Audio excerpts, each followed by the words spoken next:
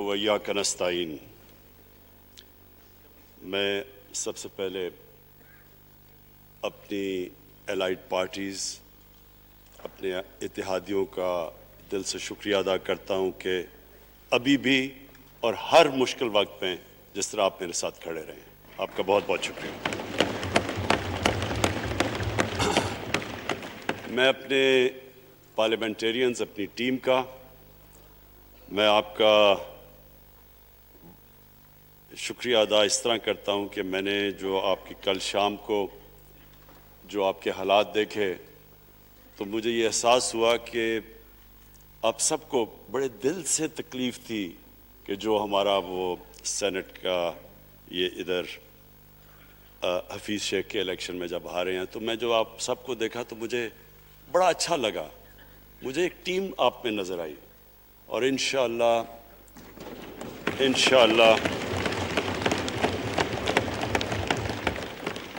یہ ہماری ٹیم مضبوط ہوتی جائے گی، کیونکہ دیکھیں اللہ کہتا ہے کہ میں تمہارے ایمان کو بار بار آزماؤں گا۔ اللہ قرآن شریف میں ہمیں کہتا ہے۔ وہ کیوں کہتا ہے؟ وہ آپ کے ایمان کو آزماتا ہے مضبوط کرنے کے لیے۔ جب آپ ایک مشکل وقت سے نکلتے ہیں آپ اور مضبوط ہو جاتے ہیں۔ اللہ نے ایک انسان کو ایک ایسا چیز، ایک ایسا اس کا جو سب سے بڑی جو اس کی مخلوق ہے، اشرف المخلوقات، اس کو جو اللہ نے بنایا ہے، اس کے اندر اس نے ایک کنڈیشن لگا دی ہے کہ اگر آپ نے بڑا انسان بننا ہے تو مشکل وقت کا سامنا کرو، ریزسٹنس کے ساتھ جاؤ۔ جسم ہمارا یہ ہے، جسم کو ہم بھاری ویٹ اٹھاتے ہیں، جسم تکڑا ہو جاتا ہے۔ ذہن کو جتنا ہم آزمائیں گے اور آزمائشوں میں ڈالیں گے، سب سے بڑا جو پاور ہاؤس ہے وہ ہمارا ذہن ہے، وہ اور تکڑا ہو جاتا ہے، انسان تکڑا ہو جاتا ہے۔ پارٹی بھی تب تکڑی ہوتی ہے جب وہ مشکل وقت سے نکلتی ہے۔ آپ نے کسی کو تباہ کرنا ہے تو اس کو آرام کی زندگی دے دو، وہ تباہ ہو جاتا ہے، ڈکے کر جاتا ہے انسان۔ تو میں اپنی پارٹی کو آج خراج تحسین پیش کرتا ہوں کہ آپ اس مشکل وقت سے نکلے۔ بڑے مجھے انڈیویجول ایم این ایز کا پتہ ہے کہ انہوں نے کتنی کوشش کی یہاں پہنچنے کے لیے، آج اس ووٹ کے لیے، تو میں اور مجھے کئیوں کی طبیعت بھی ٹھیک نہیں تھی، تو میں آپ سب کا آج شکریہ ادا کرتا ہوں۔ آج میں اپنی پارلیمنٹری پارٹی کے ساتھ بھی، اور جو میری عوام آج یہ دیکھ رہی ہے، میں اس کے سامنے جو بات رکھنا چاہتا ہوں وہ یہ کہ دیکھیں ہمیں یہ کبھی بھولنا نہیں چاہیے کہ یہ پاکستان کیوں بنا تھا۔ وہ ایک انگریزی کا ایک فریز ہے کہ نیشنز وداؤٹ اے ویژن ڈائی۔ قوم کا جب اپنا مقصد اپنے نظریے سے پیچھے ہٹتی ہے، مر جاتی ہے قوم۔ قوم میں کسی مقصد کے لیے بنتی ہے۔ ہم اپنے وہ جب تک وہ پتہ نہیں ہم اپنے بچوں کو نہیں بتائیں گے، خود ہم جو آج لیڈرشپ ہے، میرا غلطی سے ہاتھ ادھر چلا گیا، ادھر کی لیڈرشپ میں کہہ رہا ہوں، جو ہماری لیڈرشپ ہے اس کو پتہ ہونا چاہیے کہ یہ بہت بڑا عظیم خواب تھا پاکستان کا۔ علامہ اقبال کو نہیں پتا تھا کہ اگر پاکستان بنے گا تو آج جس طرح ہمارے 20 کروڑ مسلمان ہندوستان میں رہ جائیں گے تو وہ تو سارے پاکستان میں نہیں آ سکتے تھے۔ تو علامہ اقبال کا کیا وجہ تھی پاکستان خواب دیکھنے کی؟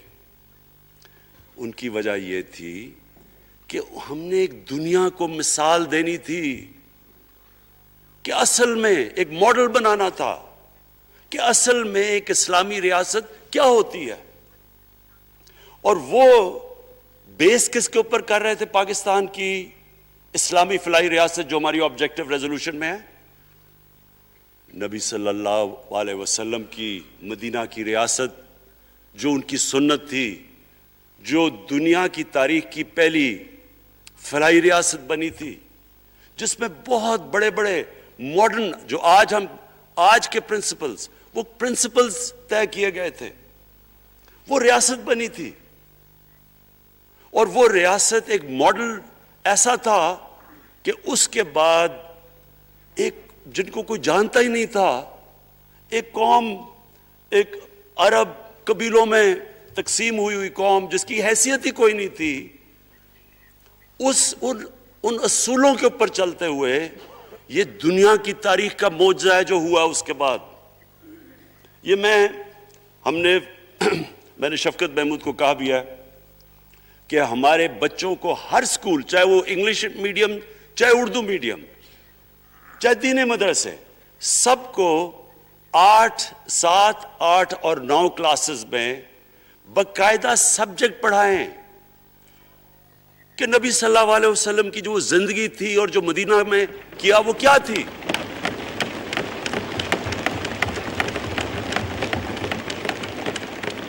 تاکہ ان کو پتہ چلے کہ اس ملک کا مقصد کیا تھا۔ بڑے لوگ جو پاکستان نہیں چاہتے تھے وہ کیا کہتے تھے؟ وہ کہتے تھے کہ پاکستان تو بن گیا تو آپ نے تباہ، جو مسلمان ہندوستان میں رہ گئے ان کو آپ نے سیکنڈ کلاس سٹیزن بنا کے چھوڑ دیا ہے۔ آج بیچارے مسلمانوں سے کیا ہو رہا ہے وہاں؟ تو وہ لوگ کہتے ہیں کہ اگر پاکستان نہ بنتا تو مسلمانوں کی زیادہ طاقت ہونی تھی۔ ایک ہندوستان میں اس طرح مسلمانوں کا برا حال نہیں ہونا تھا جو آج ہے۔ یہ ایک آرگیومنٹ دی جاتی ہے۔ اور اگر ہم پاکستان کو جس مقصد کے لیے بنا تھا اگر ہم ادھر نہیں لے کے جائیں گے تو وہ ٹھیک کہہ رہے ہیں۔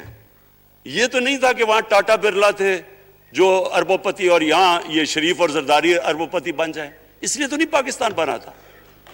یہ ایک بڑی ہمیں ری الائن کرنا چاہیے اپنے نظریے کی طرف، ہمیں اپنا رخ چینج کرنا چاہیے واپس، کہ یہ بڑا عظیم خواب تھا پاکستان کا۔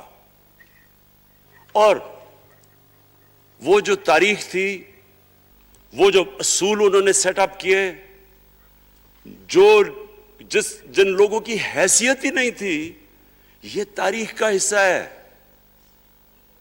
کہ اس کے بعد انہوں نے دیکھتے دیکھتے 15، 20، 30 سالوں کے اندر دنیا کی امامت کی۔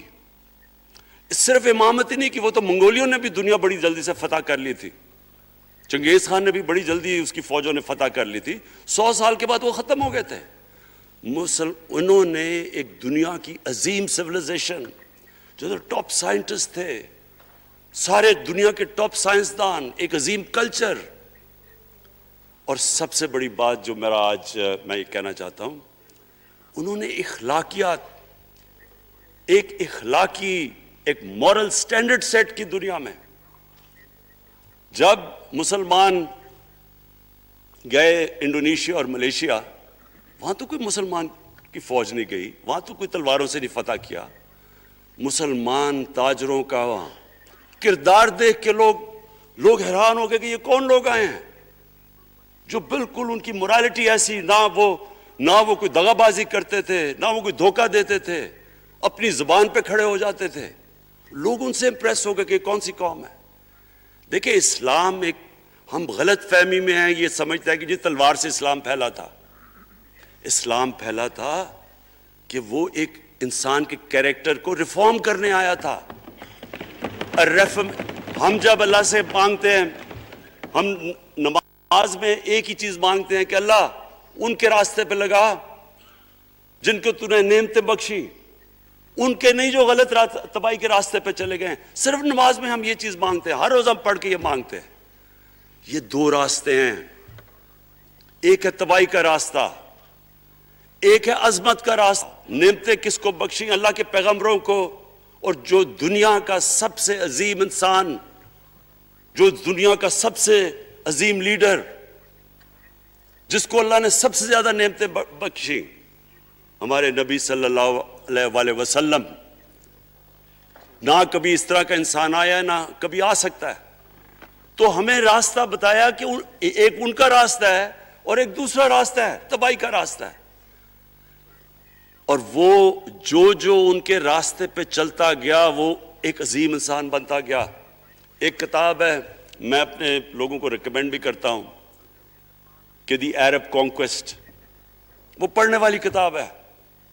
اس پہ بتاتے ہیں کہ جب مسلمان ایک دم دیکھتے دیکھتے دنیا میں پھیل گئے تو کوئی ایک آدمی نہیں تھا. ایک تو بڑے عظیم سپہ سالار تھا خالد بن ولید, لیکن وہ جو بھی بنتا تھا وہ جنرل عظیم بن جاتا تھا. وہ اس کتاب کے اندر لکھی انگریز نے ہے, وہ کہتے ہیں اس کی کوئی ایکسپلینیشن نہیں ہے کہ یہ کیسے ساری دنیا پہ چھا گئے. نہ ان کے پاس کوئی لیٹسٹ ویپنز تھے, ایک طرف رومنز تھے, دوسری طرف پرشینز تھے, وہ تو سپر پاورز تھے, ہتھیار تو ان کے پاس تھے. نہ ان کے پاس ہتھیار, نمبرز میں بھی وہ زیادہ تھے, ان کی فوجیں بھی زیادہ تھیں, لیکن وہ ساری دنیا پہ پھیل گئے اور ایک ایسا سویلائزیشن بنا کہ زیادہ تر تو مسلمان نہیں تھے, وہ بھی ان کو مانتے تھے, کیونکہ ان کی اخلاقیات, ان کا عدل اور انصاف کا نظام, ان کا کیریکٹر, اس کی وجہ سے لوگ آئے ہیں. یہاں جو ہندوستان میں اسلام پھیلا ہے, یہ ہمارے جو بڑے بڑے بزرگ تھے, داتا صاحب, بلے شاہ, نظام الدین اولیاء اور بابا فرید, یہ لوگ تھے. ان کو لوگ دیکھ کے, ان کے کردار سے, ان کے انٹلیکٹ, انسانیت سے لوگ مسلمان ہوئے. تو ہم آج, میں جو یہ سینٹ الیکشن ہوا ہے, میں اپنی قوم کو یہاں, یعنی مجھے شرمندگی ہوتی ہے اسپیکر صاحب کہ ہم وہ کدھر وہ خواب اور کدھر بکرا منڈی بنی ہوئی ہے ایک لوگوں کو خریدنے کے لیے, اور سب کے سامنے. یعنی ہمیں ایک مہینے سے پتا تھا کہ پیسہ جمع کیا جا رہا ہے اس سینٹ الیکشن میں, اور مجھے حیرت ہوئی کہ الیکشن کمیشن کہتا ہے کہ جی یہ تو پتہ نہیں کوئی ہم آزاد انسٹیٹیوشن ہے, یا میں ان کی کوئی آزادی کے اوپر لے رہا تھا, یا جی بڑا زبردست الیکشن. اچھا کہتے جی بڑا اچھا الیکشن کروایا ہے. یہ مجھے اور اس سے تو مجھے اور صدمہ ہوا ہے کہ اگر یہ الیکشن اچھا آپ نے کروایا ہے تو پتہ نہیں برا الیکشن کیا ہوتا ہے.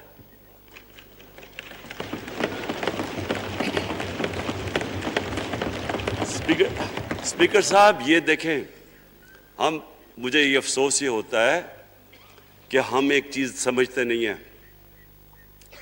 ہم کہتے ہیں نا جی ہمارے معاشی حالات بہت برے ہیں. دیکھیں جی ہماری ڈیفیسٹ تھے, یہ ہمارے کرنٹ اکاؤنٹ, یہ جو بھی ہم کہتے ہیں قرضے چڑھے ہوئے ہیں. یہ جو قرضے چڑھے ہوئے ہیں یہ ایک بیماری کے سمٹمز ہیں. بیماری کچھ اور ہے. اخلاقی طور پہ ہماری قوم کو تباہ کیا ہے, پھر معاشی تباہی آتی ہے. آج مجھے ایک ملک کا بتا دیں جس کی اخلاقیات اوپر ہو, جن کے مورل سٹینڈرڈز اوپر ہوں اور وہ غریب ہو. ایک ملک مجھے بتا دیں, اور کوئی ملک مجھے بتا دیں جتنا مرضی پیسہ ہو, وسائل ہو, سب کچھ ہو, لیکن وہاں کی بھی جو لیڈرشپ کرپٹ ہو, وہ مجھے بتا دیں کہ اس میں خوشحالی ہو. دیکھیں یہ ساتھ ساتھ جاتا ہے. اس وقت کیا ہوا تھا مدینہ کی ریاست میں, کیا انہیں کوئی سونا تیل مل گیا تھا, کیا ہوا تھا کہ ان کے پاس کوئی پیسے آ گئے تھے؟ کیسے وہ اوپر اٹھ گئے تھے؟ کوئی انہوں نے قرضے لیے تھے, کس طرح اٹھے تھے اوپر؟ دنیا کے عظیم لیڈر نے ان کی اخلاقیات اٹھا دی تھی. صادق اور امین,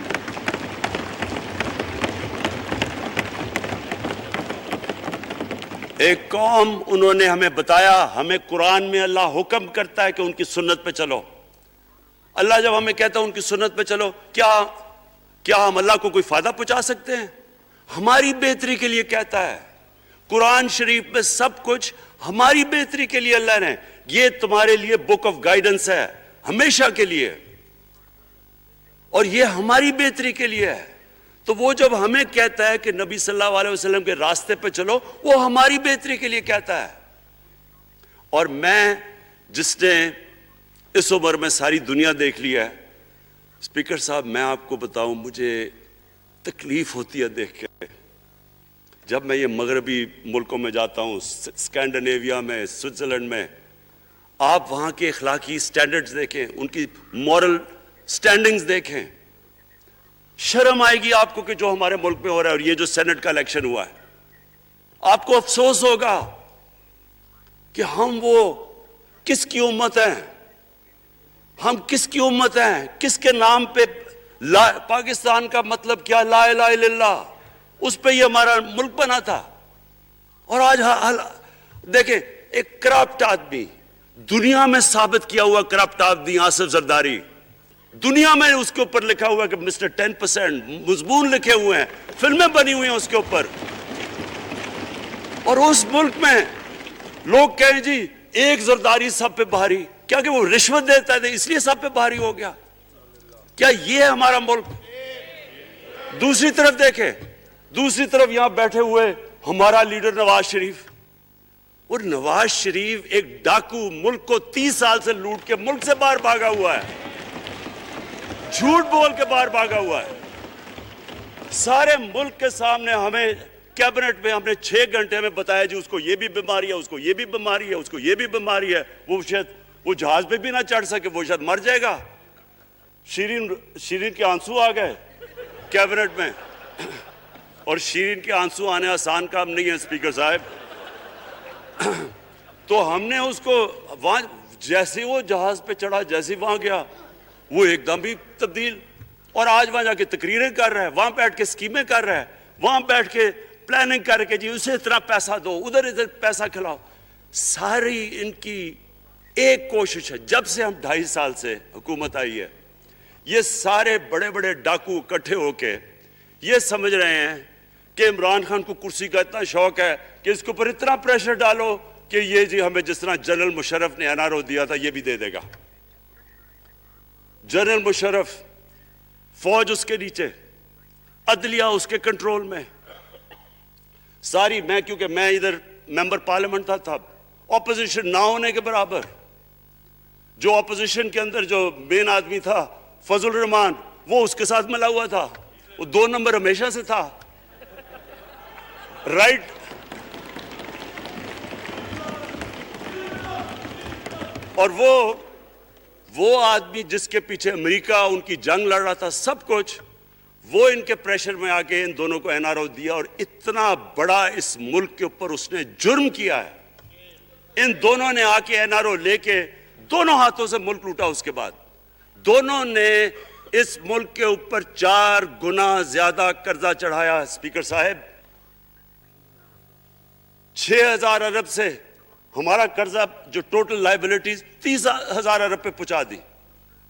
آج ہمارے اوپر کیا مسئلہ ہے؟ ہمیں یہ قرضوں کی قسطیں دیتے ہوئے بیچارے لوگوں کے اوپر بوجھ ڈالنا پڑتا ہے۔ یہ جو مہنگائی ہے اس کے بعد میں بات کرتا ہوں، لیکن میں پہلے یہ بات کمپلیٹ کر لوں کہ دیکھیں اسپیکر صاحب، میں یہ 2.5 سال سے تماشے دیکھ رہا ہوں۔ یہاں پہلے دن پرائم منسٹر بن کے پرائم منسٹر تقریر کرنے جا رہا ہے، کھڑے ہو کے تقریر نہیں کرنے دی۔ کیوں تقریر نہیں کرنے دی؟ کیونکہ ان کو پہلے دن سے ڈر تھا کہ یہ ہمارے جو کرپشن کے کیسز یہ معاف نہیں کرے گا۔ کرپشن کے کیسز ہم نے نہیں بنائے تھے اسپیکر صاحب، یہ سارے ان کے دور کے کیسز بنے ہوئے ان کے اوپر۔ آپس میں تو ان کا مکا تھا، اپنا نیب کا چیئرمین آپس میں مل کے کیسز ان کے بند کر رہا ہے۔ عدلیہ اس وقت کی عدلیہ وہ ان کے ہاتھ میں تھی، ان کو تو مسئلہ ہی کوئی نہیں تھا۔ وہاں $60 ملین آصف زرداری کا سوئٹزرلینڈ میں پڑا ہوا ہے، وہ جج کہہ رہا ہے کہ واپس لے کے آؤ۔ وہ یوسف رضا گیلانی جو یہاں سے سینیٹر بنا ہے، وہ پاکستان کا $60 ملین پڑا ہوا ہے سوئٹزرلینڈ میں، وہ جج کہہ رہا ہے کہ واپس لے کے آؤ۔ وہ کہتے نہیں جی میں نہیں خط لکھتا، بھئی آپ کے باپ کا پیسہ تھا، پاکستانی قوم کا پیسہ تھا، اس کے اوپر وہ ڈسکوالیفائی ہو جاتا ہے۔ وہ ایسے پھر ہے جس طرح نیلسن منڈیلا کہیں ڈسکوالیفائی ہو گیا۔ اسپیکر صاحب، میں یہ چیزیں آپ کو اس لیے بتا رہا ہوں، میں تو ان کو 30 سال سے جانتا ہوں۔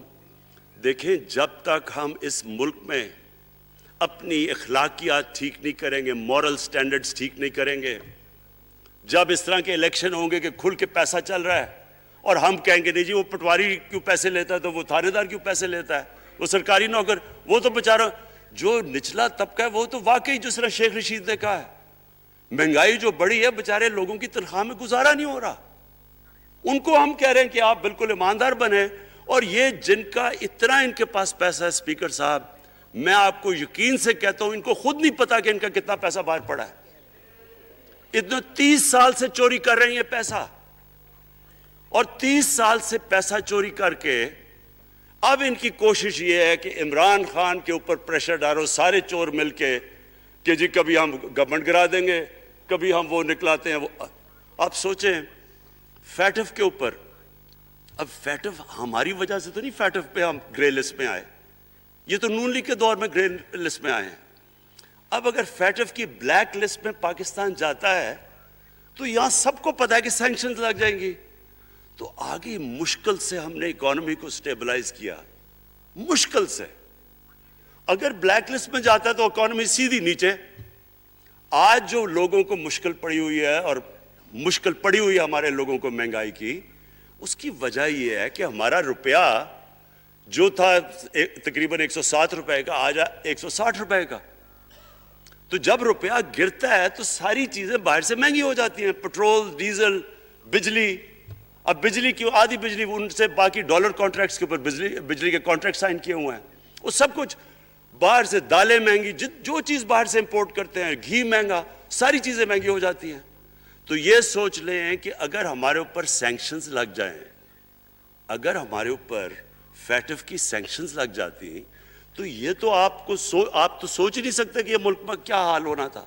تو ہم اپنے ملک کے لیے فیٹف کی ریکوائرمنٹ پہ لیجسلیشن کروا رہے ہیں, اور انہوں نے جناب اتنا بڑا وہ ذرا پکڑا, اتنا بڑا وہ لا دیا جی, اتنا بڑا جی, یہ 34 شکیں چینج کر دیں نیب میں. اب نیب کا فیٹف سے کیا تعلق ہے؟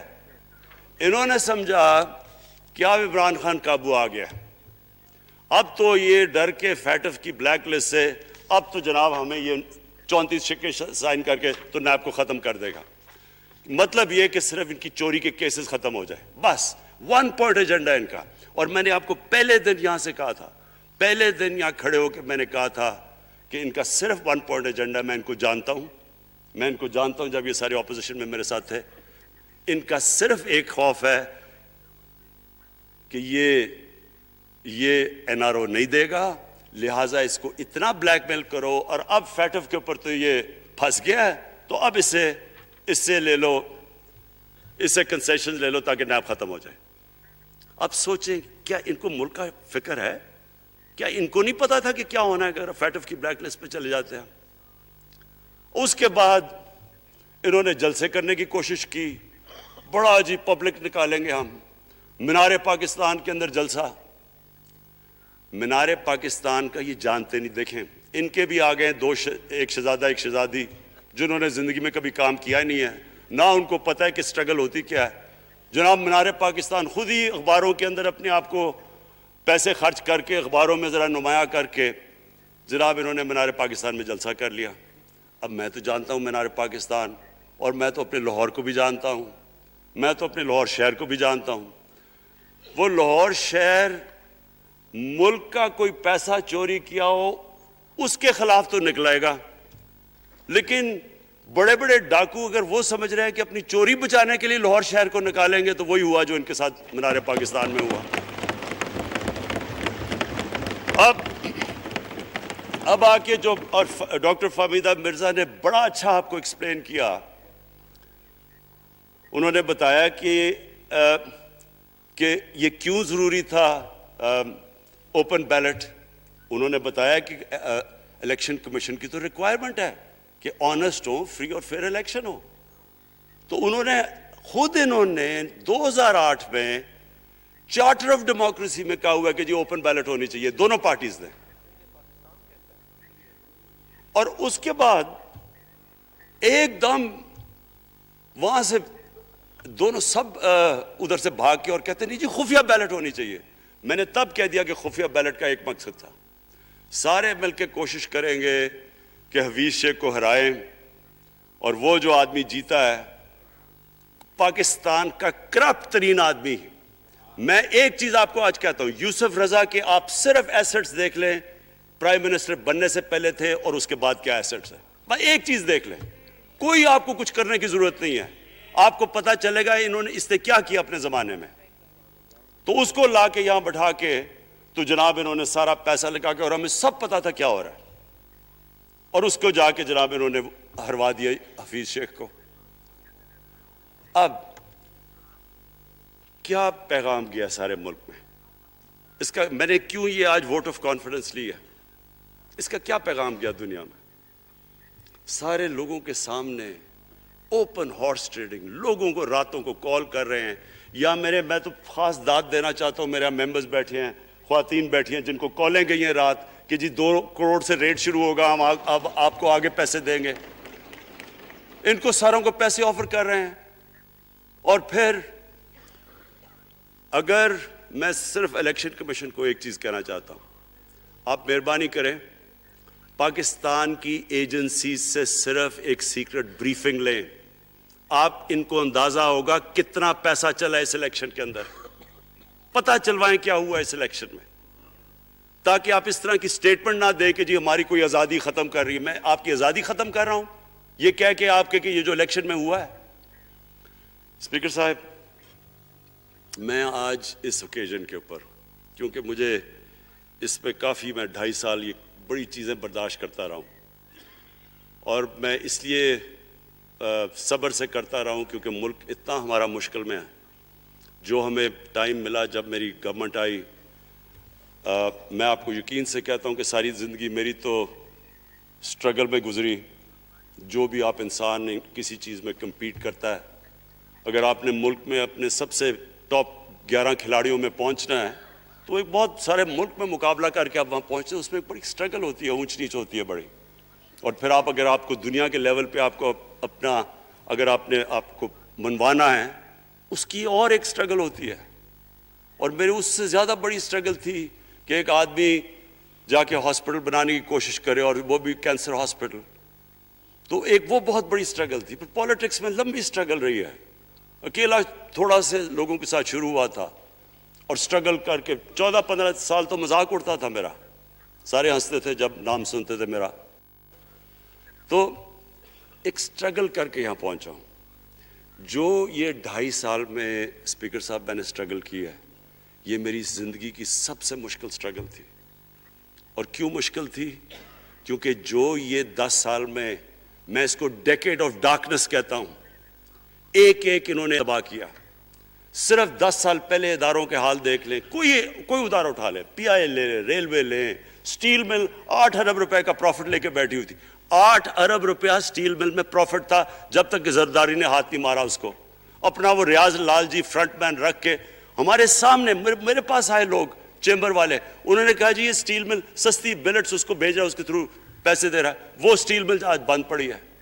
ایک ادارہ انہوں نے تباہ کیا، بھرتیاں کی لوگوں کی، وہ ادارے اتنے بڑے بڑے ہو گئے ہیں کہ وہاں پینشنز ہی اتنی آ گئی ہے کہ کچھ بچتا ہی نہیں ہے سیلریز اور پینشن کے بعد کے ادارے کو ٹھیک کر سکے۔ ایک ادارہ تباہ کیا۔ ملک کا سب سے بڑا جو کرنٹ اکاؤنٹ ڈیفیسٹ، جس کے اوپر سارا پریشر پڑتا ہے، اگر آپ کا کرنٹ اکاؤنٹ یعنی کہ ڈالر زیادہ ملک سے باہر جا رہے ہیں اور کم اندر آ رہے ہیں تو پریشر روپے پہ پڑتا ہے، وہ گر جاتا ہے۔ تو وہ میں آپ کو بتا، جب روپیہ گرتا ہے تو غربت پھیل جاتی ہے ملک میں۔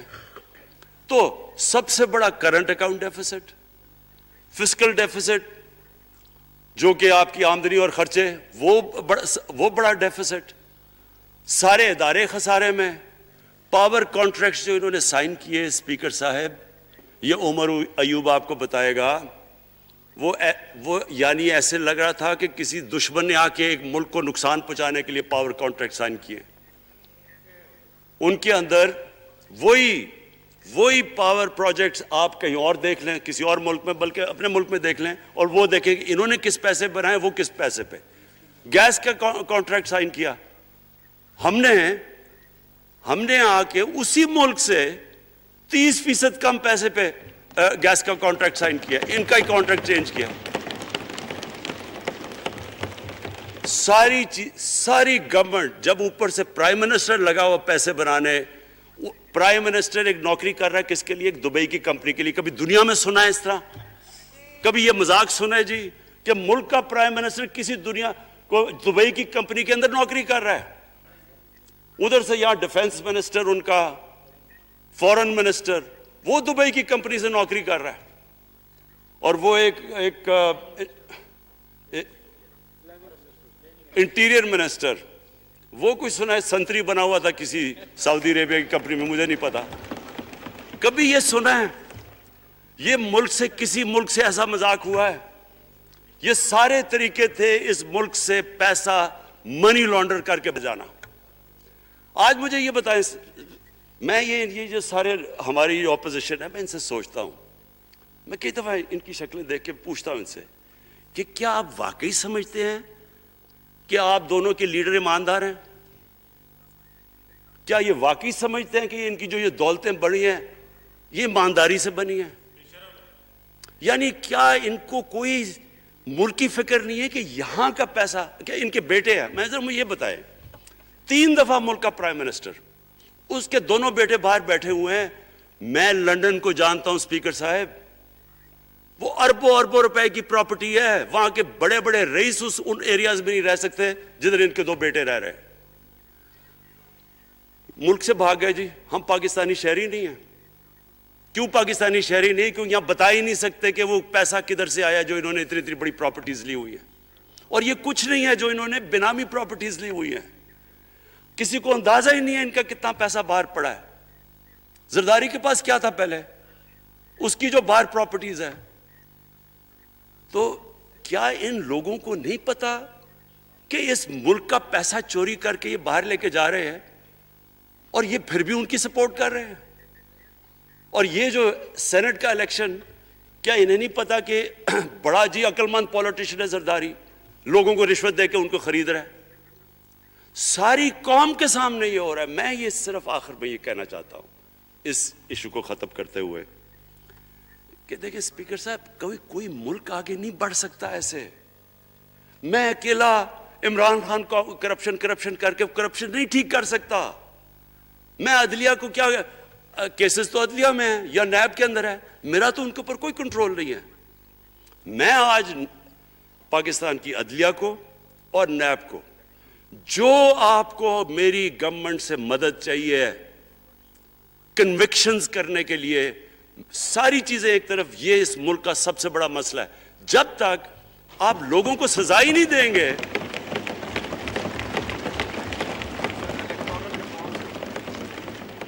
جب تک لوگوں کو سزا ہی نہیں ملیں گی. دیکھیں جی، کسی معاشرے میں جب سزا اور جزا ہی نہیں ہے، صرف غریب آدمی جیل میں جائے، طاقتور جلسے کرنے شروع ہو جائے کہ جی مجھے NRO دو، وہ نیب کے عدالت سے نکلتے ہیں، پھول پھینک رہے ہیں ان کے اوپر. اربوں روپے کی چوری کی ہوئی ہے انہوں نے.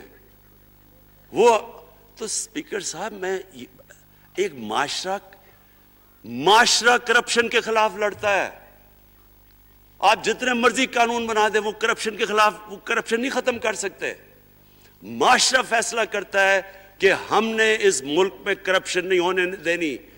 معاشرے کی اخلاقیات ایسی ہونی چاہیے کہ جو کرپٹ آدمی ہو وہ کبھی اس کی شکل نہ دکھا سکے پبلک کے اندر. جو میڈیا کا رول ہے، میں اپنے میڈیا والوں کو بھی کہنا چاہتا ہوں، جو اسحاق ڈار سے کیا تھا ہارڈ ٹاک میں اسٹیون سیکر نے، وہ ہر جگہ یہ ہوگا. آپ جب بھی کسی بھی مغربی معاشرے میں کسی نے پبلک کا پیسہ چوری کیا، اس کی جرات نہیں ہوگی ٹی وی پہ جانے کے لیے. میں نے تو وہاں دیکھا ہوا ہے، بڑے بڑے نام، ایک دھبا لگتا ہے آپ کے اوپر کرپشن کا کیس، آپ سارے میڈیا سے باہر ہو جاتے ہیں. یہاں ہر روز شام کو بیٹھ کے اربوں روپے کی کرپشن کی ہوئی ہے، ان کو کسی نے قتل کیے ہوئے ہیں، اور آرام سے بیٹھ کے جناب ہمیں لیکچر دے رہے ہوتے ہیں. اسپیکر صاحب، معاشرہ لڑتا ہے، اس کے اندر ہمیں سب کو مل کے اپنے ملک کو اگر بچانا ہے، معاشی طور پہ بھی بچانا ہے، پہلے ہمیں اپنے اخلاقی سٹینڈرڈز ٹھیک کرنے پڑیں گے. سارے ملک کو مل کے لڑنا پڑے گا. اگر ہم نے اپنے بچوں کے مستقبل کو بچانا ہے، اپنی آنے والی جنریشنز کو بچانا ہے، اس ملک کو ایک عظیم ملک بنانا ہے، تو وہ شروع ہوگا جب ہم مدینہ کے ریاست کے سب سے بڑے اصول، عدل اور انصاف، کیونکہ انصاف اور عدل جب ایک معاشرے میں آ جاتا ہے، جب ایک معاشرہ کھڑا ہو جاتا ہے میریٹوکریسی کے اوپر، جب ایک معاشرے میں صرف ایک جو کرپٹ ہے، جتنا مرضی طاقتور ہو وہ جیل میں جاتا ہے اور عام آدمی اوپر آ سکتے ہیں، وہ معاشرہ تب آگے بڑھتا ہے. تو میں صرف اس کے اوپر یہ کہنا چاہتا ہوں کہ مجھے ساری قوم کی اس میں مدد کی ضرورت ہے. میں اپنی ساری زندگی کوشش کر چکا ہوں اور کرتا رہوں گا. میں تو اپنی پارٹی کو یہ بھی کہا تھا کہ اگر میری پارٹی ساری بھی چھوڑ دے میں اکیلا بھی ان کے خلاف لڑتا رہوں گا. میں تو کبھی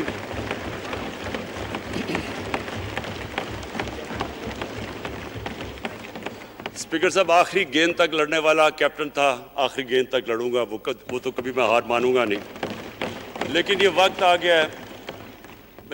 گیا ہے کہ ملک کو اپنے آپ کو بچانا ہے. آنے والی جنریشنز کو ہم نے بچانا ہے. ہم تب تک نہیں کر سکتے انفارچونیٹلی جب تک ہم سب مل کے فیصلہ کریں کہ یہ جو اوپر بیٹھے ہوئے ہیں جنہوں نے 30 سال سے ملک کو چوری کر رہے ہیں, ان کو ہم بجائے وہ صحافی جا کے کہہ رہے ہیں جی ہائی کورٹ کے اندر کی جی اس کو تقریر کرنی دینی ہے. وہ نیلسن منڈیلا جو باہر بیٹھا وہ تقریر کرنا چاہیے جی. پتہ نہیں عوام کو سننا چاہیے کہ وہ یہاں سے بھاگا کیسے, اس کے پیسے کیسے. یعنی کہ میں حیران ہو گیا تب. اور اب اسپیکر صاحب میں صرف مختصر بات کر دوں آگے کی. دیکھیں پاکستان ایک مشکل وقت سے نکل کے اب ہم ایک سٹیبل اور آگے بڑھنے کے سٹیج پہ آ گئے. ہماری اللہ کا شکر ہے. جو سب سے مشکل چیز ہوتی ہے کرنٹ اکاؤنٹ, بڑی دیر 17 سال کے بعد 5 مہینے پاکستان کا جو کرنٹ اکاؤنٹ ہے وہ سرپلس پہ چلا گیا. یعنی ہمارے جتنے ملک میں ڈالرز آ رہے ہیں اور جتنے باہر جا رہے ہیں, اللہ کا کرم ہے زیادہ ڈالرز آ رہے ہیں. ہمارا روپیہ خود ہی, ہم پیسے نہیں لگا رہے اس کو, خود روپیہ اسٹرینگتھ گین کر رہا ہے. یہ بڑا امپورٹنٹ ٹائم ہے کہ اس وقت, اور یہ اس کے باوجود کہ اس ملک میں کرونا ہوا, ساری دنیا کی اکانومیز کرونا میں بری طرح متاثر ہوئی, اس کے باوجود اوپر والے کے کرم خاص طور پہ.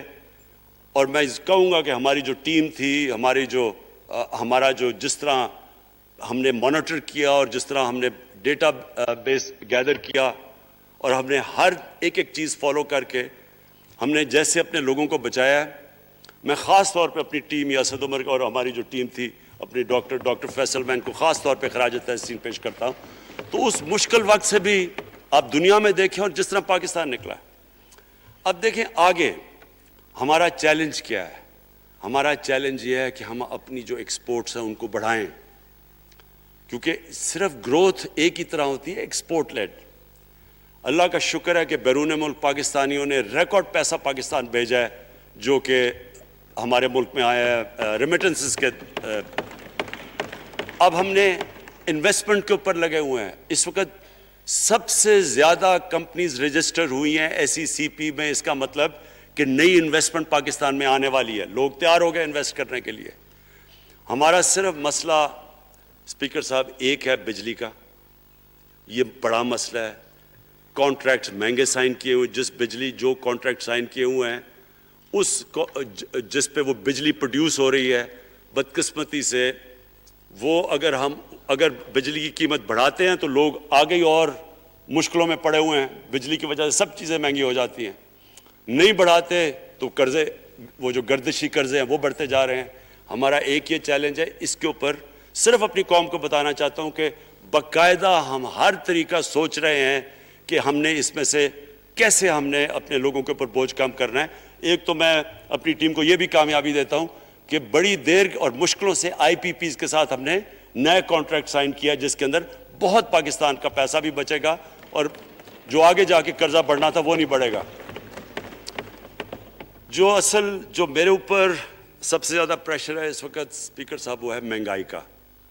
مہنگائی میں نے آپ کو بتایا بھی دیا کہ مسئلہ ایک جب آپ کے روپیہ گرتا ہے تو جب چیزیں مہنگی ہو جاتی ہیں ایک وہ ہے. لیکن میں اپنی قوم کو صرف ایک چیز کہنا چاہتا ہوں کہ سب سے زیادہ اس وقت میری حکومت ایک ہی چیز پہ لگی ہوئی ہے کہ ہم کس طرح لوگوں کے اوپر مہنگائی کا بوجھ کم کریں. اس کے لیے ہم بڑی بڑی چیزیں آپ کے سامنے لے کے آئیں گے آنے والے دنوں میں, جس میں کوشش یہ ہے کہ ہم اپنے ملک میں جو سارا نچلا طبقہ ہے ان کو سبسڈائز کریں. اپنے اساس پروگرام کے ذریعے ان کو ڈائریکٹلی ہم فنڈ کریں. یہ انشاءاللہ آپ کے ساتھ آئے گا. ابھی میں نے ایکسپیریمنٹ ایک اور شروع کر دیا, وہ ایک ہفتے تک ابھی ٹرائل پہ ہے کہ ہم ایک پروگرام لے کے آ رہے ہیں کوئی بھوکا نہ سوئے. ہم نے خاص کچنز بنائے ہیں, ایریاز چوز کیے ہیں جدھر سب سے زیادہ بھوک ہے, تاکہ ہم کم از کم جب تک ہماری ملک اٹھتا ہے اوپر, ہم کم از کم ان تک کھانا پہنچائیں کہ ہمارے ملک میں کوئی بھوکا نہ سوئے. اور یہ پوری میں کیمپین شروع کرنے لگا ہوں. ہیلتھ کارڈ پنجاب کے اندر اور پختونخوا میں, پختونخوا کی گورنمنٹ کو تو میں خاص مبارک دیتا ہوں کہ انہوں نے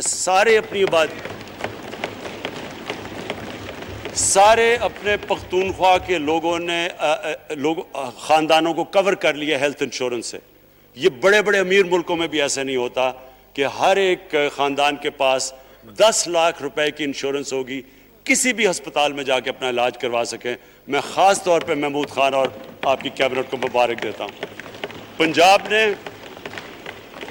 پنجاب کیونکہ بہت بڑا ہے, انہوں نے بھی فیصلہ کر لیا ہے. عثمان بزدار آپ کی اور آپ کی ٹیم کو میں خاص مبارک دیتا ہوں کہ اس سال کے اینڈ تک وہ سارے پنجاب کے اندر ہیلتھ کارڈ پہنچا دیں گے. یہ ایک عام آدمی کے لیے سب سے بڑی, کم از کم جیسے جیسے ہم اپنے ملک کو اٹھا رہے ہیں تو کم از کم ہم لوگوں کی بنیادی ضروریات پوری کریں. اور جو کسان ہیں جی, کسانوں کے لیے ایک بڑا زبردست پروگرام لے کے آ رہے ہیں. اس کے اوپر بھی ہم نے بڑا برین سٹارمنگ کی ہے کہ کیسے ہم کسان کی مدد کر سکتے ہیں. پرابلم تو ہمارے پاس یہ ہے نا کہ جتنا ہم پیسہ اکٹھا کرتے ہیں آدھا پیسہ قرضوں کی قسطوں پہ چلا جاتا ہے, تو پیسہ کم بچتا ہے. لیکن ہم نے فیصلہ کیا کسانوں کے اوپر ہم خاص زور دینے لگے ہیں تاکہ وہ بعد میں بات کروں گا. تو 2 چیزیں اور جی. دیکھیں, میں قوم سمجھتی ہے نا کہ اب ہم کیسے یہ جو قرضے ہمارے اوپر چڑھے ہوئے ہیں ان سے کیسے نکلنا ہے. اس سے صرف ایک ہی طریقہ نکلنے کا کہ ہم اپنے ملک میں دولت کے اندر اضافہ کریں, ویلتھ کریشن کریں. اس کے لیے ہم کیا کرنے جا رہے ہیں؟ اس کے لیے ہم نے میگا پروجیکٹس بنائے ہوئے ہیں. ایک ہے راوی سٹی لاہور, دوسرا اس وقت ایک والٹن کے اوپر ایک ہم بزنس سینٹر بنانے لگے ہیں لاہور کا, وہ بہت میگا پروجیکٹ ہے. اور پھر تیسرا جو ہے ایک جزیرہ بنڈل آئلینڈ کراچی سے تھوڑے 1-2 کلومیٹر کے فاصلے پہ. ان سے یہ کیوں کرنے جا رہے ہیں؟ میں صرف لوگ سمجھیں کہ کیوں. ایک تو یہ ہمارے شہر پھیلتے جا رہے ہیں, جتنا شہر پھیلتا جائے گا نہ آپ ان کو سیوریج دے سکتے ہیں, نہ پانی دے سکتے ہیں, نہ صفائی کر سکتے ہیں. تو جو دنیا کے ماڈرن سٹیز ہیں وہ اوپر جاتے ہیں, یعنی وہ بلڈنگ اوپر جاتی ہے, بجائے اگر آپ پھیلتے جائیں تو مشکل ہو جاتا ہے سرو کرنا.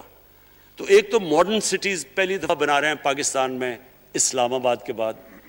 ایک وہ راوی سٹی, وہ بہت ضروری ہے. اس سے لاہور کا جو پانی نیچے جاتا جا رہا ہے وہ ہم وہاں بیراج بنا کے پانی اس کا بچانے لگے ہیں. اور دوسرا ماحولیات کے لیے وہاں ہم بہت بڑے پیمانے پہ اربن فارسٹ اور درخت اگانے لگے ہیں, کیونکہ وہاں لاہور میں بہت بڑا پرابلم ہے اس کا.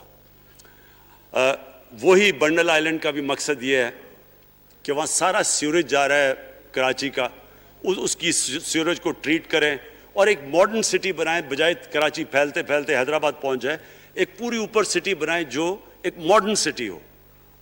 تو لیکن اس کا اصل مقصد یہ ہے کہ اس سے پیسہ جنریٹ ہوگا, اربوں کھربوں روپیہ ہم جنریٹ کریں گے اور اس پیسے سے ہم پھر یہ قرضے واپس کریں گے. اور دوسری چیز, باہر سے انویسٹمنٹ آئے گی. بیرون ملک پاکستانی جو سب سے بڑا ملک کا اساس ہے وہ باہر آ کے وہ ان کے اندر انویسٹ کرنے کے لیے تیار ہے, ان بڑے بڑے پروجیکٹس کے اندر. اور جیسے فورن ایکسچینج آئے گا ہمارے ریزروز بڑے ہوں گے, ہمارا روپیہ سٹیبل ہوگا, اور اس سے جو ویلتھ کریشن ہوگی اس سے ہم پھر اپنے قرضے واپس کریں گے. اس کے علاوہ 50 سال کے بعد 2 بڑی ڈیمز بن رہی ہیں. پاکستان کی تاریخ میں صرف 2 بڑی ڈیمز تھیں, اب یہ 2 اور بادشاہ ڈیم اور ممن ڈیم بنا رہے ہیں. یہ انشاءاللہ ان کے اوپر کام شروع ہو گیا ہے. لیکن مجھے جو آخر میں بات کہنی ہے اسپیکر صاحب وہ یہ کہ پاکستان کو آگے بڑھنے سے کوئی نہیں روک سکتا انشاءاللہ.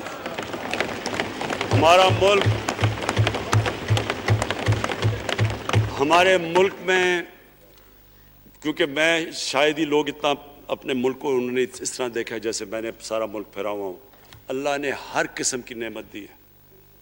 اس ملک میں جو پوٹینشل ہے شاید ہی کسی ملک میں ہے. اس کا جو لوکیشن ہے جیو اسٹریٹجک وہ بھی شاید ہی کسی ملک کے پاس ہے. 12 موسم اللہ نے دیے ہوئے ہیں یہاں اوپر سے لے کے نیچے تک, کچھ بھی اگا سکتے ہیں. زرخیز زمین ہے جس کو ہم صحیح طرح استعمال نہیں کر پا رہے کیونکہ ہماری ساری پروڈکٹیوٹی بڑی کم ہے, ٹیکنیکس بڑی پرانی ہے. چائنا کے ساتھ مل کے اس طرف بھی ہم جا رہے ہیں کہ اپنی پروڈکٹیوٹی بڑھانے کے لیے. اس ملک کے اندر سب سے بڑی چیز ایک نوجوان آبادی ہے. اور آگے جو ایک جو جسے کہتے ہیں کہ اگلی جو ریولوشن, 4th انڈسٹریل ریولوشن کے بعد یہ جو ٹیکنالوجی کی ریولوشن آ رہی ہے, اس میں ہمارے پاس ایک ینگ آبادی ہے اور اس کے اوپر اب ہم پورا زور لگائیں گے. اور انشاءاللہ یہ جو ہماری آبادی ہے یہی ایک ینگ آبادی پاکستان کو اٹھا دے گی اگر ہم ان کو صحیح معنی میں ٹیکنیکل ایجوکیشن دے دیں. جو میں الیکشن کمیشن کیونکہ بڑے ناراض ہو گئے تھے کہ میں نے کہا وہ الیکشن کے اوپر میرے کامنٹس تھے, میں ان کو یہ کہہ دوں کہ ہم نے یہ فیصلہ کیا ہے الیکٹرل ریفارمز کا. ہم اب ٹیکنالوجی کے اوپر وہ جو EVM مشینز ہیں, الیکٹرانک مشینز لے کے آئیں گے.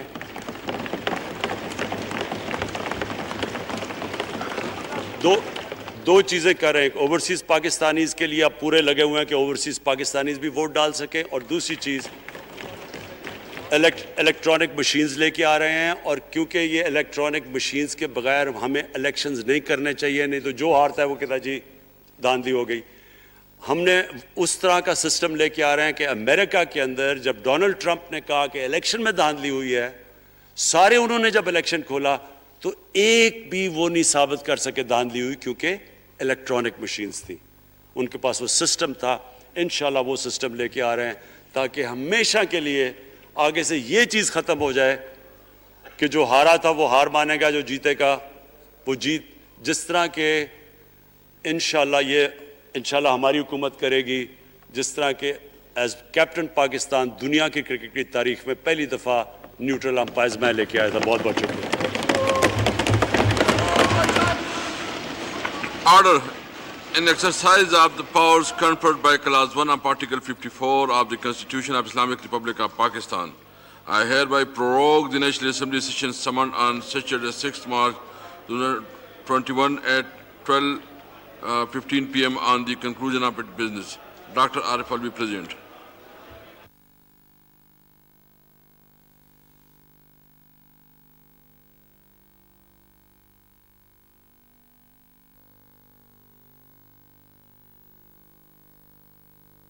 Alvi, President.